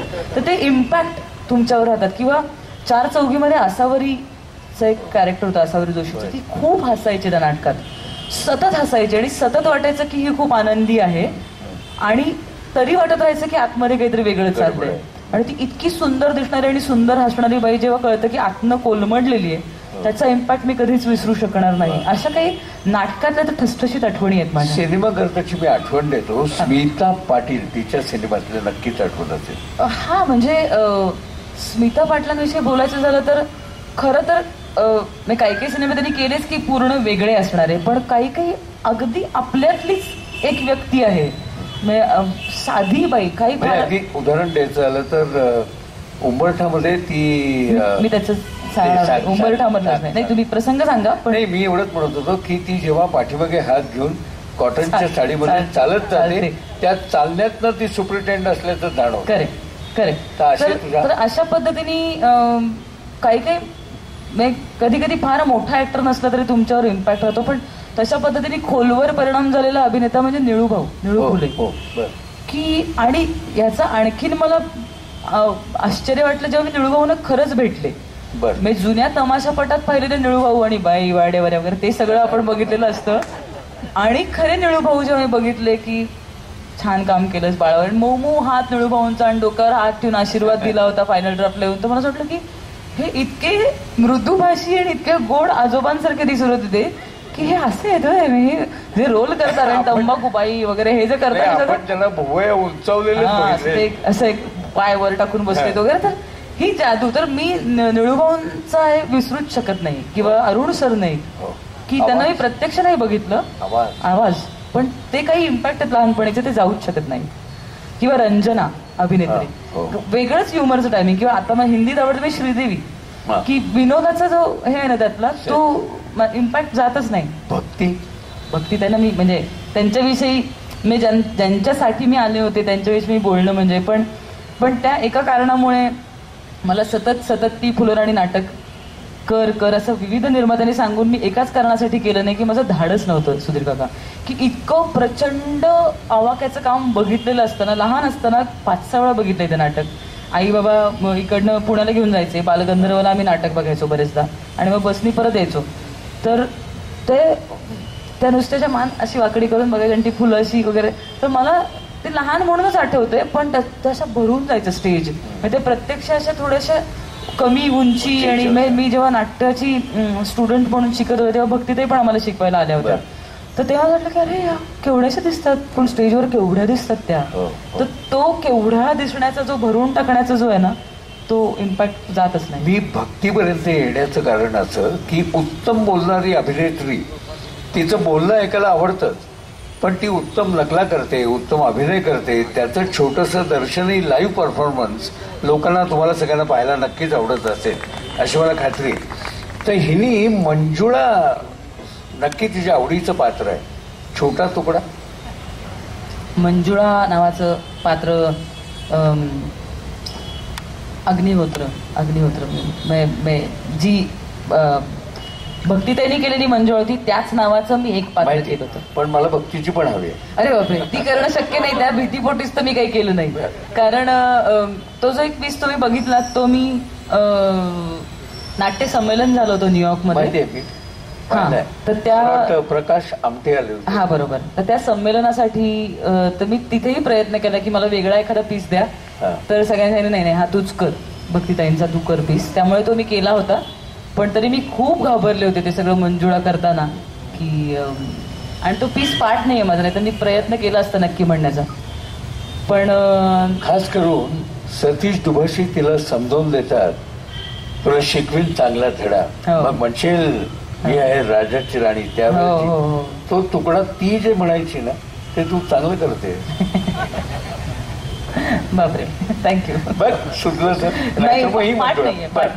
ही मंजुळा किंवा तुला आवडणारा कुठलाही तुकडा, कारण लोकांना परफॉर्मन्स थोडा पाहायला आवडतो म्हणून. गंमत अशी होते की एकदम मध्येच हा म्हणजे नाटक चालू असेल तर तुम्ही काहीतरी ते त्याचं आठवण करू शकता, पण सहकलाकार नसतील आणि बाकीच्या काही गोष्टी साधलं नसतील तर ते पटकन होत नाही. आणि मी तशी तयारी नव्हते करून आला, त्यामुळे काही असं होणं. पण हे सांगू शकेन मी की अग्निहोत्र नावाच्या सिरियलमध्ये मंजुळा नावाच्या एक कॅरेक्टर मी करायचे. ते कदाचित बऱ्याच जणांनी बघितलं असेल.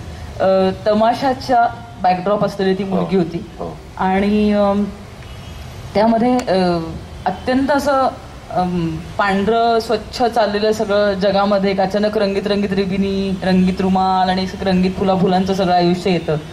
आणि ते करताना मला शरद पोंक्षे सर आणि लीना भागवत यांची खूप मदत झाली होती आणि विनोद लवेकर आमचा दिग्दर्शक. कारण सिरियलमध्ये स्पेशली असं होतं की एखादं पात्र साकारताना तुम्हाला त्या रोजच्या आयुष्यात ते आणायला लागतं, जसं मी मगाशी सांगितलं. पण सर्वांगाने त्याचा विचार व्हावा लागतो. मी गीता गोडबोले, मी श्रीरंग गोडबोले यांची बायको, त्यांनी कॉस्ट्युम्स केले होते आणि इतका विचार केला होता की ती जेव्हा तो तिचा वरचा घागरा वर खोचेल तेव्हा आतला परकर वेगळ्या रंगाचा पाहिजे वगैरे, इथपासनं वर्किंग. किंवा रुमालावर एक भरतकाम केलेलं काहीतरी एक एम असेल किंवा म असेल वगैरे, तर इथपासनं ते पात्र रंगवलं जातं. आणि मला सांगायला मस्त वाटतं की आम्ही चिंचवडला राहायचो तेव्हा आमच्याकडे एक कामाला मावशी यायच्या, तर त्यांच्या बऱ्याच आदा मी त्या मंजुळामध्ये टाकल्या होत्या. त्या एकदा अशा खूप आगाऊपणे बोलायच्या, म्हणजे आईलाच त्या काहीतरी शिकवायच्या विविध गोष्टी. एक तर येऊन उशिरा येऊन त्यांची एक स्टाईल होती हातात, हा मग असं एक ते स्वतःच असं करून ते उभं राहून वगैरे. तर इतका कॉन्फिडन्स होता त्यांच्यामध्ये की खरंच वाटायचं की हो बहुतेक आईचंच काहीतरी चुकलं असेल आता. तर हा जो विविध पात्रांमधल्या काहीतरी गोष्टी मिळतात तो सगळा ऍटिट्यूड मी त्या मंजुळेत ओतला होता. आणि मग ती येऊन त्या वाड्यात सगळ्यांच्या डोक्यावर मिरवटते आणि तुमच्या वाड्यासमोर नाही तमाशाचा फड लावला तर नावाची मंजुळा नाही वगैरे असं ती ऐकून जाते त्यांना. आणि शेवटी तिला घरात स्वीकारलं जातं. तर अशी ती मंजुळा साकारतानाही मला मजा येते. आणि त्यामध्ये मग आम्ही इम्प्रोव्हाइज करायचो. तर ती काय म्हणत असेल संध्याकाळी एक तर केस विंचरत बसली घरात वगैरे, तर काही कवनं जुनी आहेत. तर तसं मी त्यात म्हणायचं की थांबा ग जरा चुडा माझा फोडता का हात आवरा वगैरे असे काही काही आयटम आम्ही करून की हे घालू रंग हे घालू, तर त्यालाही ते आवडायचं की हो ऍड कर ना, पात्र रंगवण्यासाठी तुला जे हवं असेल. मग ती तंबाखू खायची, मग ती तिथेच त्याच विहिरीवर थुंकायची वगैरे, हे सगळं जे काही होतं ते करताना खूप मजा आली होती मला. तू नंतर वर्तमानपत्राकरता स्तंभही लिहिलास. लोकसत्तासाठी मी लिहित होते आणि त्याच्या आधी मी काही वर्तमानपत्रांसाठी लिहिलं. ते मुंबई पुण्यात येत नव्हतं, ते दिव्य मराठी नागपूरला आणि कोकणातल्या काही पुरवण्यांमध्ये यायचं. पण लोकसत्तासाठी मी लिहित होते आणि त्या निमित्ताने मला कळलं की आपण थोडं लिहू शकतोय बरं, कारण तेव्हा चक्क माझ्या लिखाणाचे काही फॅन होते आणि जे खूप सुखावतं कधी कधी की अरे जे आपल्याला नक्कीच माहीत नव्हतं की आपण करू शकतो. तर तेव्हा काही माझ्या कामाविषयी, त्यातल्या अनुभवांविषयी किंवा ओव्हरऑल मला काय वाटतं नवीन पिढी म्हणून असं काही लिहिलं होतं. तर ते लेख खूप अप्रिशिएट झाले होते. पुन्हा एकदा स्तंभलेखन खास करून वेगवेगळ्या तऱ्हेतऱ्हेच्या व्यक्ती भेटतात, त्या या व्यक्तिचित्र लिहावीची नाही वाटत? तुझ्या मनात नक्कीच ती रुजत असतील. हो होतात नक्की, पण अजून तरी ती वेळेची कमिटमेंट पाळू शकण्याची खात्री होत नाही, त्यामुळे सुरुवात करत नाहीये. कारण आता खरं सांगायचं तर निर्मिती क्षेत्रात आल्यापासनं अभिनय याबरोबर आणखीन खूप जबाबदाऱ्या असतात. म्हणजे आताचं जग इतकं फास्ट आणि व्हास्ट आहे की मराठी सिनेमा एकीकडे कुठे जातोय आपण बघतोय. सैराटनी सगळी रेकॉर्ड्स तोडली आहेत, या सगळ्याचा आनंद आहे. त्यात माझेही काही सिनेमे येत राहतात. आत्ता गणवेश नावाची एक फिल्म येते. पण याने होतं असं की मराठी ऑडियन्स एकच आहे माझा, जो नाटकही बघतो, जो सिनेमाही बघतो, जो मालिकाही बघतो. तर त्यांच्यासाठी जेव्हा सैराट सुरू असतो तेव्हाच एक जर नाटक येत असेल तर ते त्यांच्यापर्यंत पोहोचवण्याकरता तेवढ्याच मोठ्या प्रमाणात त्याचा बस पाहिजे. तर निर्माती म्हणून ह्या पण गोष्टींकडे लक्ष द्यायला लागतं की मी प्रेक्षकांपर्यंत कशी पोहोचेल, काय करायला हवं. त्यामुळे आता मी थोडं इकडे पण माझं लक्ष डायव्हर्ट होत असल्यामुळे निर्मिती म्हणून काम करत असताना बाहेरच्या मालिका वगैरे स्वीकारता येत नाहीत. अशा वेळेला एकेका हिंदी मालिकेचे दिवसाला पेमेंट असतं. मी किती विचारत नाही, पण मला माहिती आहे ते मोठ्या प्रमाणावर पेमेंट असतं. हे सगळं डावलायचं आणि निर्मितीत उतरायचं, इतकं निर्मितीचं वेळ धाडसच आहे थोडं आणि पॅशन पण आहे. पण तुम्हाला अगदी खरं सांगते की या क्षेत्रातला झगमगाट बघून सगळ्यांना असं वाटतं की हे खूप पैसे कमवतात, पण ते तसं नाहीये. या क्षेत्रात खूप पैसाचं नाही, कष्ट करू तेवढाच पैसा आहे. आणि बरेचदा असं होतं की एकाच वेळेस एकाच कमिट केलेल्या काळात खूप ऑपॉर्च्युनिटीज येत असतात. पण प्रत्येकाला आपली पद्धत ठरवायची असते कामाची, आणि मी पहिल्यांदा ज्याला कमिट करते तेच काम आधी करते. म्हणजे मला ते कमिटमेंट महत्वाची वाटते आणि हे मी स्टुडंट असल्यापासून करते. म्हणजे जेव्हा मला पहिलं कमर्शियल नाटक मिळालं मुंबईत, तेव्हा मी माझ्या एका विद्यार्थी मित्राला, माझ्या बरोबर शिकणाऱ्या 1 वर्ष मागे असलेल्या मित्राला युनिव्हर्सिटीमध्ये प्रॉमिस केलं होतं की मी तुझ्या नाटकात काम करेन. आणि त्यामुळे मी मुंबईत पहिलं नाटक मिळालेलं असताना मी सकाळी पहिल्या पुण्यातनं गाडी पकडायचे, ट्रेन पकडायचे. माझ्याकडे मोठी सॅक असायची आणि एक स्टूल असायचं छोटं फोल्डिंग. ते घेऊन मी सकाळच्या नाटकाचं स्क्रिप्ट वाचत 10:30 पर्यंत मुंबईत उतरायचे, रिहर्सल करायचे, 4 वाजता तिकडनं निघायचे, संध्याकाळची गाडी पकडायचे. मी रात्री युनिव्हर्सिटीत तालीम करायचे आणि मग सगळे मित्र मैत्रिणी मला थोडा वेळ टाइमपास करत आम्ही तिकडेच कुठेतरी आराम करायचो आणि सगळे मला सोडायला पुणे स्टेशनला यायचे आणि परत मुंबईत जायचे. असं मी महिनाभर तालमी केले. आणि हे काही कोणी शिकवलं नाही, हे माझं पहिल्यापासून मला माहिती होतं की मी पहिल्यांदा ज्याला हो म्हटलं त्याला मी नाही म्हणणार. मग पहिली मोठी ऑपॉर्च्युनिटी असेल किंवा जास्त पैसे असतील, पण आता ह्याला कमिट केलं तर हे करायला पाहिजे, म्हणून मग मी कमिटमेंट्सच कमी करते. म्हणजे राजूदादाला माहितीये की तो इतके वेळा प्रयत्न करतो की तू येशील का, पण मी आधीच नाही म्हणते. कारण मला जर माहिती असेल की मी कुठेतरी वेगळं काहीतरी करणार असेल तर मग हो म्हणायचं, मग नावं छापतात, मग प्रेक्षक येतात, मग यायचं नाही, हे मला आवडत नाही. त्यामुळे मी जेव्हा नक्की येणार असेल तेव्हा मी येते. आजही मी सकाळी 8 पासून तालीम करत होते. मी रिहर्सल केली कोड मंत्रची, तिकडे माझी टॅक्सी मागवली, टॅक्सीत बसले, मी इथे आले, आवरलं आणि इथे आले. आता मी परत निघणार आहे कारण उद्या सकाळी मला परत तालीम आहे. एवढं ग्लॅमर मराठी चित्रपट, मालिका, नाटक या सगळ्यात मिळाल्यानंतर हिंदीतल्या मोठ्या बॅनरनी खुणावलं नाही? खुणावलं. आणि सुदैवाने जेव्हा खूप छोट्या भूमिकांसाठी विचारलं गेलं तेव्हा मी तिथे धावले नाही. बर. ह्याचं कारण असं आहे की मराठी थिएटरमध्ये काम करणाऱ्या कलावंतांना खूप जास्त मानाने वागवलं जातं तिकडे. आणि आता मला सांगायला खूप छान वाटतं की खूप चांगले लेखक, दिग्दर्शक, निर्माते, सहकलाकार हे माझ्या नाटकांना आवर्जून येतात आणि मला असं सांगतात की एक तुझ्याबरोबर प्रोजेक्ट करायचंय, पण ते लिहून झालं की तुला सांगीन. आणि आता अशा 2 चांगल्या प्रोजेक्टची चर्चा मी करते जे कदाचित आपल्याला पुढच्या 2 वर्षात आपल्याला बघायला मिळतील, पण जे चांगलं काहीतरी घेऊन येईल. या ठिकाणी मी एक शेवटची फरमाईश तिला करणार आहे. ती करण्यापूर्वी आपल्यातल्या कोणाला जर काही प्रश्न मनात असेल तर कोणी 2 किंवा 4 जणांनी, 2च जणांनी, राजभाऊ म्हटले 2 जणांनी विचारा.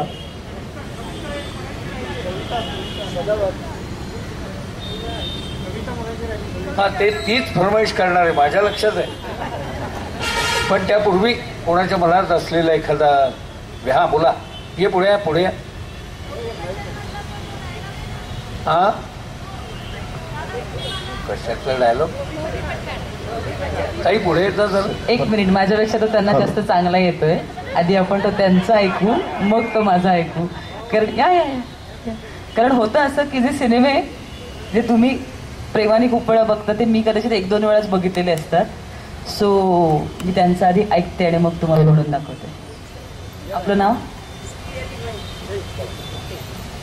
सौ सुप्रिया संतोषली भाई. हां, कुठला डायलॉग?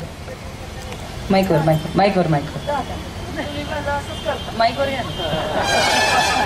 त्या फार सुंदर म्हणतात. हा, सुप्रिया जोरात. मॅडमचा एक पिक्चर आहे धोबी पछाडा, पण सगळ्यांनी तो पाहिला असेल. त्याच्यामध्ये नाही का ते, दादा आई विना वाढलेली पोर आहे, मी पाहून ठेवले, तुम्ही लई वेळा मला असंच करते.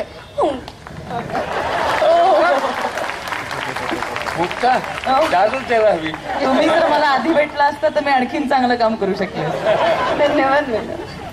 फारच सुंदर त्यांनी म्हणून दाखवला. दादा आई विना पोर आहे ना मी.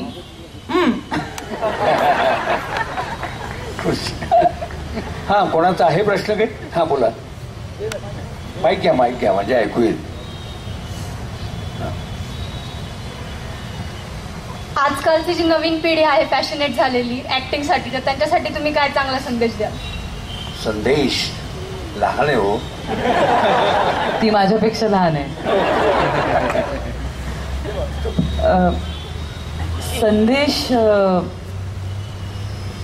संदेश आपण म्हणूया नको त्याला.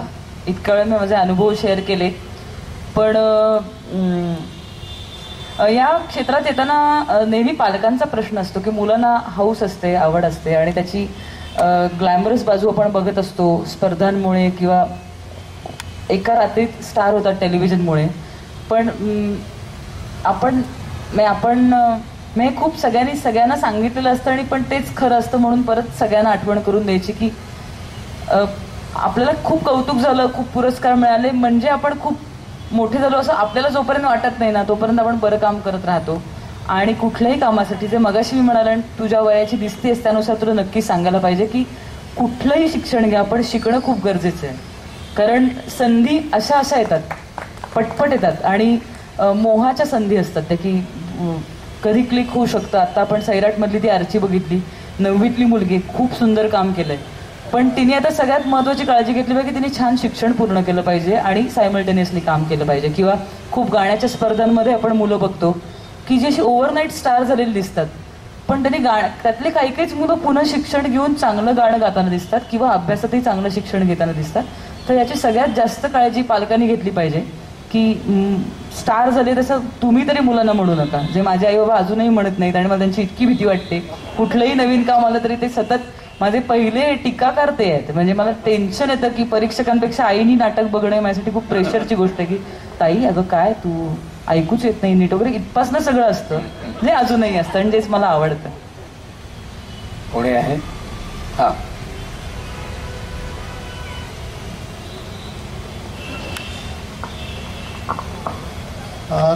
हा एक फक्त अनुभव आहे.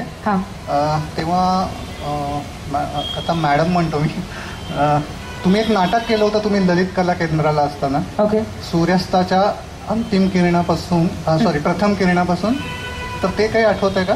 हो, तू होतास का? हा म्हणजे औद्योगिकला तुम्ही केलं होतं हो हो, स्पर्धेत केलं हा, होतं. स्पर्धेत केलं होतं. आणि कामोलकर काकांनी बसवलं होतं. बिपिन कामोलकरांनी केलं बिपिन होतं. कामोलकरांनी बसवलं होतं. आपण बजाजसाठी केलं होतं आणि बरोबर. दुसऱ्या टीमचा मी दिग्दर्शक होतो. आपली ओळख झाली. Super super super, thank you.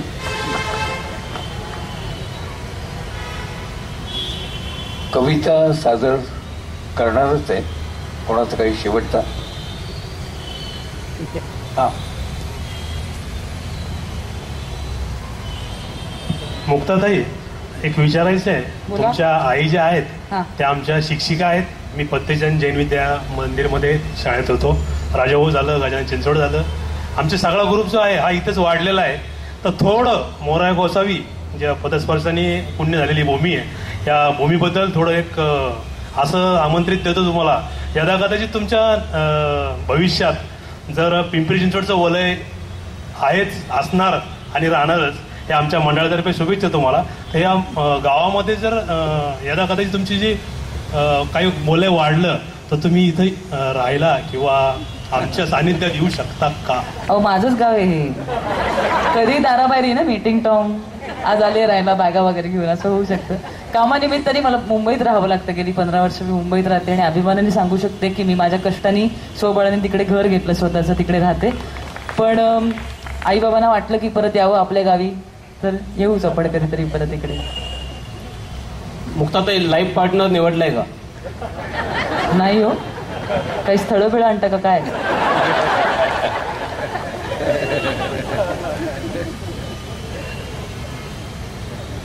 मनातले सगळे झाले ना. आता कविता. एक बऱ्याच कवितांमध्ये वेगळं क्षेत्र, अशा प्रकारचा एक हे लिहिला जातो माझ्या कवितांमध्ये. तर मी एक फार कवयित्री वगैरे नाही आणि प्रेक्षक आयते मिळालेच आहेत, तर आता मी वाचतेच कविता, असं काही नाही करणार. एक छोटीशी कविता वाचते. एक रस्ता लांबवर दूर दूर चाललेला, एक रस्ता लांबवर दूर दूर चाललेला, त्याच्या पैलतीरी कोणी माझ्यासाठी थांबलेला. तिथवर पोचायला किती दऱ्यानी कपार, तिथवर पोचायला किती दऱ्यानी कपार, पोचू शकेन की नाही याचा भार उरावर. सूर्य उगवेल आणि लख उजाडेल सार, सूर्य उगवेल आणि लख उजाडेल सार, चंद्र रोज झोपी जातो याच एका आशेवर. फक्त एका आशेवर सारे जगही धावते, फक्त एका आशेवर सारे जगही धावते, त्याच एका आशेवर पैल तीर लकाकते. हीच आशा आता सारे अंतर कापेल, हीच आशा आता सारे अंतर कापेल, पैल तीर गाठण्याचा तीच मार्ग दाखवेल. आता फक्त थकू नको, आता फक्त थकू नको, कशा पुढे झुकू नको, आशा जिवंत असू दे, स्वतःला तू रोखू नको. धन्यवाद. थँक्यू.